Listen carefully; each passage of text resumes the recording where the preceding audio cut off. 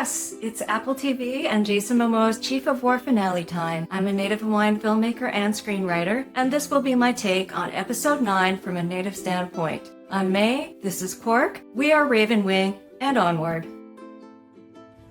For my non-spoiler review, Chief of War's finale delivers the kind of episode that makes you sit up straight and go, whoa, did that just happen? Without giving anything away, let's just say the stakes are wild, the tension is off the charts, and the characters, are juggling facing down death, loyalty, and ambition, while their battle skills and hearts will be tested to the max. There's drama, there's chaos, and such an intense buildup. And yes, there are plenty of did they really just say that moments. Every storyline gets some love, the landscapes are gorgeous, the action feels epic and real, and the dialogue, especially this one part, snaps, crackles, and pops with rage and a sass that made me laugh out loud even while my heart was racing. Like the time I brought roadkill in the house. Never again. Spears fly, tempers flare, and it is maximum style and minimum subtlety. If you love a finale that is as smart as it's thrilling, full of both heart and jaw-dropping spectacle, Black Desert wraps things up in style, leaving just enough fatigue, sass, and drama to keep you talking about it long after the credits roll. History, heat, and Hawaii. The show is flexing harder than The Rock on cheat day. And hey, if you're enjoying the ride with us, don't forget to show some love with a like, comment, or even subscribing. It helps give a new channel like ours some legs. And we both want to know what you think of this episode and Chief of War. Now, onward to the recap. The following content contains a boatload of spoilers. You've been warned. For my spoiler recap, Chief of War's finale, titled The Black Desert, was filmed in the actual Black Desert in the Kalapana lava fields. A wagering chief pledges to Keoa and has to punch out 5 of his own teeth, because apparently that's the going rate for loyalty. Conversely, Kamehameha blesses Kai'ana with a highly valuable Leiniho Palaoa, a feathered chief helmet, and a promise.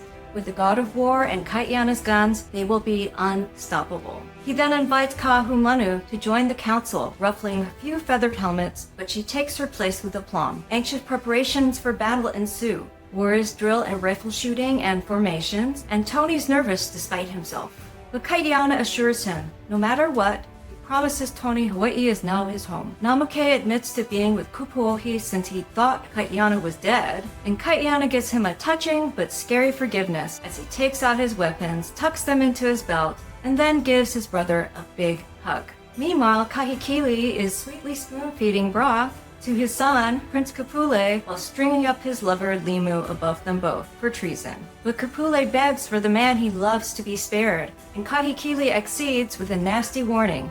He himself will purify Limu. They arrive at the Black Desert, and it looks bad for Kamehameha and Kai'ana's army. Keo's forces are much larger. The battle starts first with a spiritual battle, as dueling kahunas chant. Kai'ana and Opunui hurl insults at each other, and the armies laugh. Kai'ana holds nothing back, calling Opunui fat, of all things, and making naughty innuendos about spears before screaming to Keoa that he is so dead. The goddess Pele makes her first dramatic cameo by splitting the earth, seeming to side with Keoa, but this doesn't stop the inevitable clash. Total battle insanity ensues, first with the rifle line taking out several squadrons, then it's hand-to-hand madness. Every main character gets their moment of fight badassery. Kai'ana is a whirling dervish of death, tossing men left and right. Kahumanu makes good use of a rifle. Kupuohi and the Koa Wahine sling stones. Namake kicks butt, and Tony uses guns and skills to kill. And Heke faces off against Opunui, who is delighted to have a second chance to slaughter her. And indeed, it's looking bad for her when Kahumanu cripples his leg with a rifle shot. So then Heke ends him, first with poison, and then a nasty stomp. Pele once again has an opinion when the split in the earth comes apart, unveiling a river of lava worthy of Mordor. Fighting ends when Kai'ana confronts Keoa across this molten river, which gives a pop and takes Keoa out in a fiery end. Kamehameha's army cheers, they have won the day. But Pele also knocks Kai'ana out, but he wakes up to a hug from Kahumanu, who is freaking the F out that he's dead.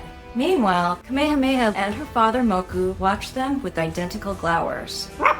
Kai'ana lets her go, and when the crowd cheers him, he insists all glory goes to Kamehameha. On Maui, Kahikili's naughty party takes a sour turn when he hears Opunui and his warriors are toast. But he's pleased Kai'ana is alive. He's got a mana-stealing revenge plot. War, love, lava, and Jason Momoa's language instructor's character gets his tongue ripped out, and Kaiana even samples a bite. Hawaii never looked so dramatic. Before we swoop into reviewing this tasty morsel of a show, I have a request. If you'd like to support our fledgling channel, flutter over to May's Etsy shop. She has designed over 300 art prints, perfect for nesting your space or gifting something delicious. Paper on canvas, framed or unframed, there's a little something for every perch. Now, on to the review. Chief of War's finale didn't just end the season, it erupted into one of the most intense, layered battle sequences I've ever seen on television. And yes, I said erupted on purpose. Let's talk about why this wasn't just a battle scene, but a spiritual and cultural event that set a new bar for epic finales. Before a single spear flew, before a club was swung, the energy was bubbling. It started with the quiet tension during battle preparation when characters made peace with possibly dying. Thus, Namake resolved his problem with Kaiana. When you don't know if you'll see the next day, you gotta take care of business. Then came the spiritual battle, which was very authentic Polynesian warfare. The fact that they had kahunas chanting, warrior snarls, grimaces, and battle shouts not only was the real deal, but I think had a visceral effect on any audience. There's a reason they previewed battles this way. It provoked a huge adrenaline rush and built a towering amount of intensity. And let's not forget the Battle of Insults. And I was so surprised and a bit delighted by how low it went. Kaiana calling Oponui fat was unreal, because these warriors spent half the day working out. And if that wasn't non-PC enough for you, he went below the belt and basically said they were all literally sucking up to the chief. Wow. But then in a flash it went from funny to deadly serious when Jason Momoa let out his rage monster, swearing deadly revenge on Kiowa. This ratcheted up the intensity even more. By the time the first squadron charged, you already felt the tension and mana built up like a wave about to crash.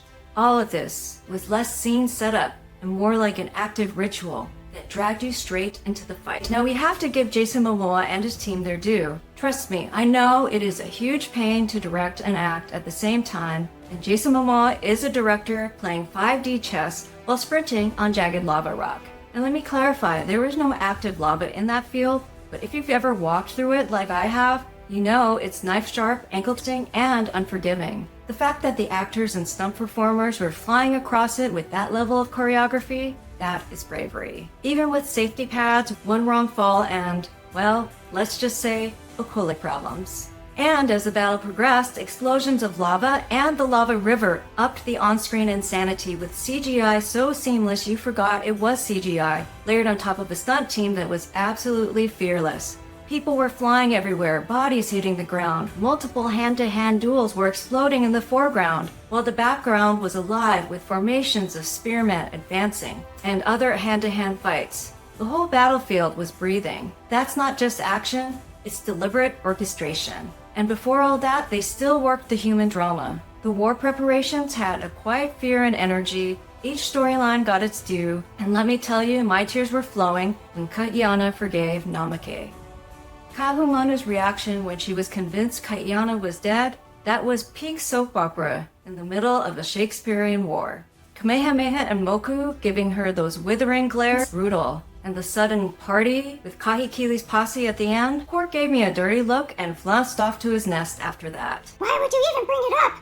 I'm traumatized. Surprising? Yes. Tonally consistent? It gets some side-eye for sudden humping shock. But at least I got some peace and quiet from Crazy Pants here. What I love is that beneath the spectacle, the show constantly grounds itself in cultural authenticity. Every important event, the characters would bless with prayer chants. The warfare wasn't just physical, but spiritual. This is not Hollywood invention, it's Hawaiian roots. And to me, the respect for our heritage and culture is what makes the whole thing hit harder. And with regards to props and costume items, I grew up seeing them at the Bishop Museum in person. And I studied them in school, and I can tell you they used a boatload of consultants.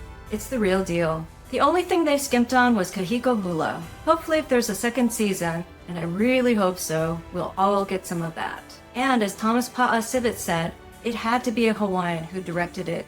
And Jason Momoa insisted it be done in Hawaii for Hawaiians. They employed 300 to 500 Hawaiian extras, they got all the details right, and it's not just explosions and flying bodies, it's the most authentic display of old Hawaiian culture to ever hit television on a grand scale. So was this one of the most epic TV battle scenes ever?